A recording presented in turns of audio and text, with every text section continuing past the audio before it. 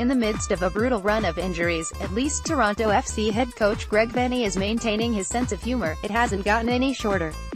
Vanney said of his team's injury list, smiling somberly after training in Toronto earlier this week before the club headed to Columbus for a Saturday night date with the crew.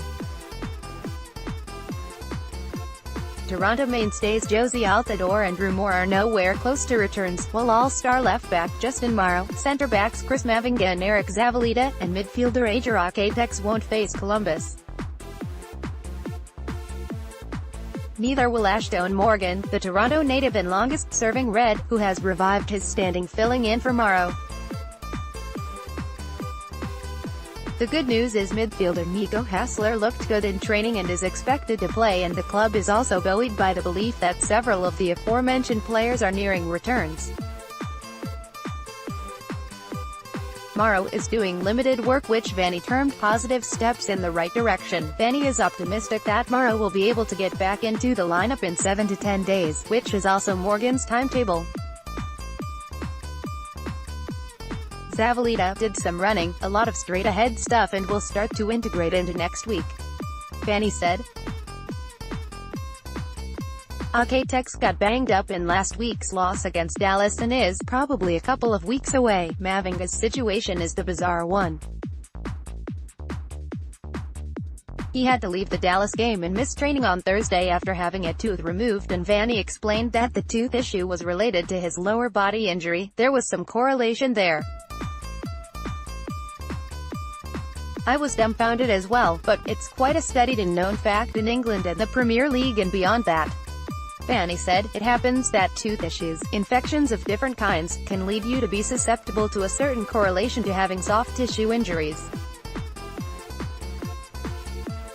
Mavinga felt a little better the next day, but we don't know a timeline. It's been a bit of a wacky time for our injuries and all of the variables that come into play with each guy individually, he said.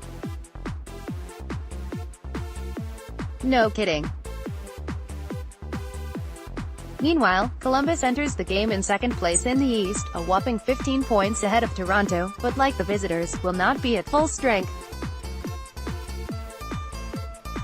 Standout Federico Higuain, one of the all-time TFC killers, averaging nearly a point per meeting over the years, drew a red card at Kansas City and will miss the game due to suspension.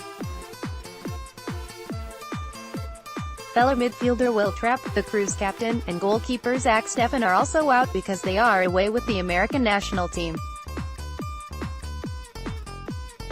Potential goodbye. Trillium Cup rivalry between the crew and the Reds never truly took off, though the rival fans certainly got into it, but there were some memorable moments. Like the first meeting in 2008, crew goalkeeper Will Hessemer's ridiculous stoppage time goal at BMO Field in 2010, which prevented TFC's first triumph over Columbus, TFC's eventual first win in 2011 and, of course, Toronto's 1-0 playoff win last year, which sent the Reds to the MLS Cup and an eventual championship. Sadly, this could be the final meeting between the two clubs, since the crew's owner said in the fall that the franchise could be moving to Austin, Texas.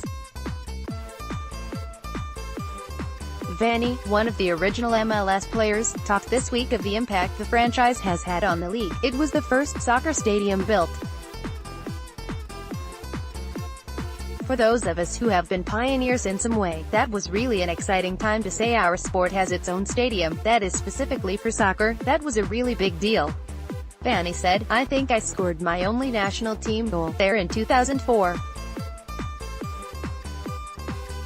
It's played a huge role, that city and that club and that location in this league. That's something that will never be forgotten by those of us who have been through there.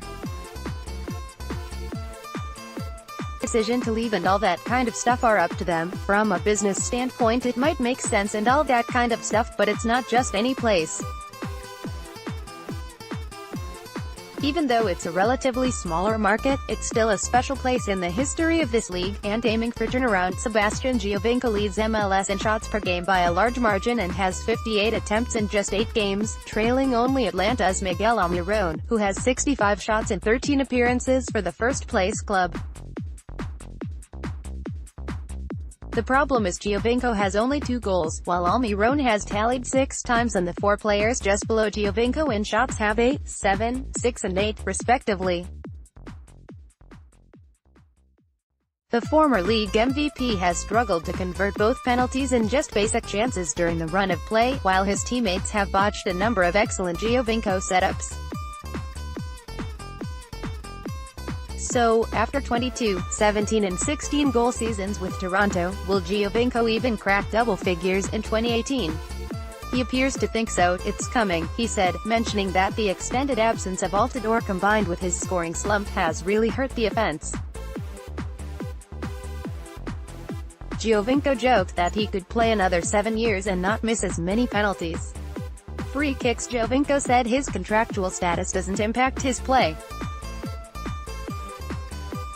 "For me, nothing changes," he said of not knowing his long-term future with TFC. "I play to win, to improve my level, and that's it. I don't thinking about this." His contract. Laurent Guillot, the coach of TFC2 since January and the academy director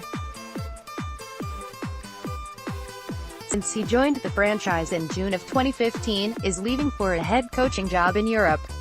The crew won the previous meeting this season 1-0 at BMO Field.